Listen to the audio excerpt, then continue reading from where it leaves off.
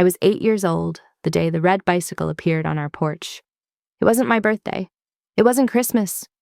Yet there it stood, shiny, bright as a candy apple, chrome handlebars glinting in the morning light. I remember standing barefoot on the wooden step, breath fogging in the cool air, afraid to touch it in case it vanished like a dream. Mom came rushing out behind me, her voice sharp. "Charlotte, don't touch that!" I froze. Her tone sounded less like concern and more like panic. She looked around as if someone might be watching, then sighed, shoulders sinking. When she finally spoke again, her voice was softer but heavy.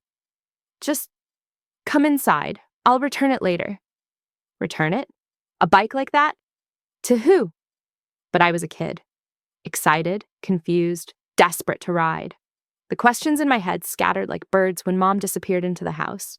That night when Dad came home, they argued behind closed doors, whispers, hushed anger. My name mentioned more than once, and one sentence I would never forget. "We do not accept anything from him." Him. At 8 years old, I didn't know who he was. At 27, I still wasn't supposed to, because nobody ever said his name. And eventually, I stopped asking. I kept the bike. Not because they allowed it, but because I hid it. I rode it in secret, late afternoons when Mom was working and Dad was asleep. The wind in my hair, gravel under the wheels. It felt like freedom. It felt like mine. But even as a child, I could feel it. That bicycle wasn't just a gift. It was a message. I just didn't understand it yet.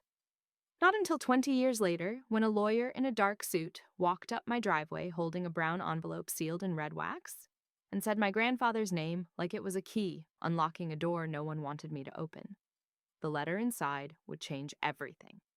The letter lay unfolded across my lap, edges softened with age, ink slightly faded but still strong enough to read. My grandpa's handwriting was slow, steady, like he knew I would need every word. I traced the signature with my thumb, feeling a sting in the back of my throat. All my life, I grew up believing things just happened, my bike appearing out of nowhere, my school fees always somehow being paid, my mother telling me, "We manage. That's enough." But now I knew the truth. Someone was managing for us, and that someone was gone. I closed the letter, leaning back in my chair. The house was silent, the kind of silence that filled the walls like old air. I could almost hear his voice, slow, calm, warm. "Ride it fast. Feel the wind. Your childhood is yours. Why didn't I ask sooner? Why didn't I search for answers then? Because when you're young, you don't question kindness. You just receive it." But now, years later, curiosity hit me like a storm. There was more. Something told me the letter wasn't everything, just the first crack in a door. Grandpa wanted me to push open, and I was ready to. I stood from the desk, grabbed the envelope, and opened the drawer where Grandpa kept his documents: paper, receipts, estate maps, bonds, retirement records. But at the bottom, something heavier, a small wooden box with a brass latch. I had seen it before, but never questioned it. It was simply Grandpa's box, the kind of thing nobody touches. But tonight I had to. My hands shook as I unlatched it. The lid opened slowly, and inside lay a stack of old bank statements tied with a red ribbon. The numbers printed across them made my eyes widen. Large deposits, consistent, monthly. For 15 years, all under my name. Not a single day late. I sucked in a breath and covered my mouth with my hand. He didn't just buy me a bike. He funded my entire life. Tuition, clothing, school books, food when the house was empty, rent when the lights nearly got cut. He never said a word. Never bragged, never asked for thanks. Just gave, quietly, faithfully, like love should look. I pressed the papers to my chest and sat on the floor, breathing through the ache.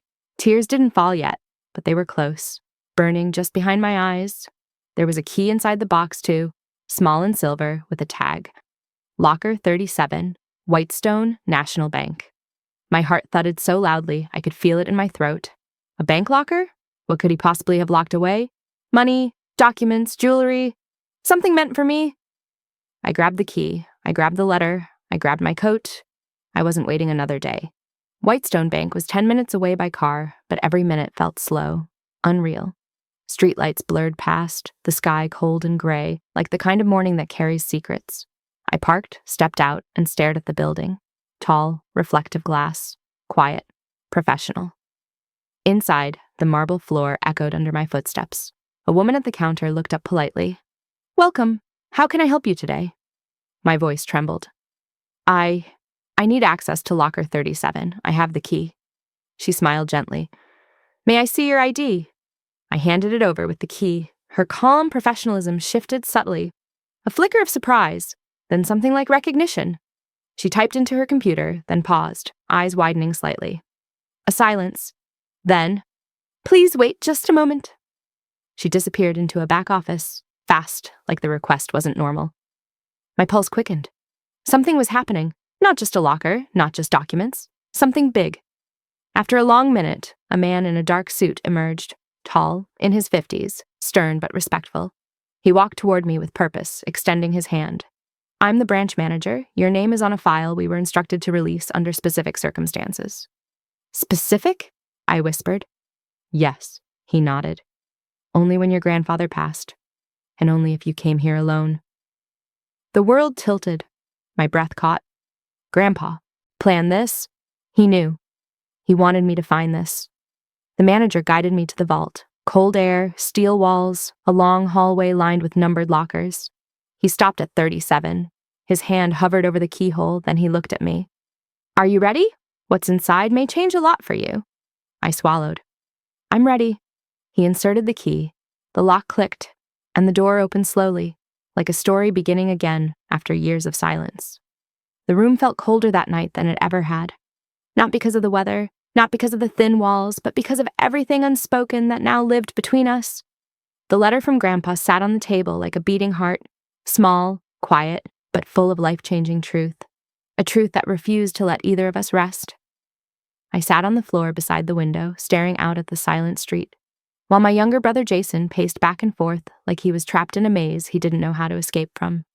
For years, I believed we were the forgotten ones. Children of two parents who tried their best, failed quietly, and left their mistakes in our pockets like secrets. We never asked for more. We accepted what little came. We smiled through disappointment. But that letter felt like a door no one told us existed. Jason finally stopped pacing. You think he meant the bike? My throat felt tight. Yeah, I think he did.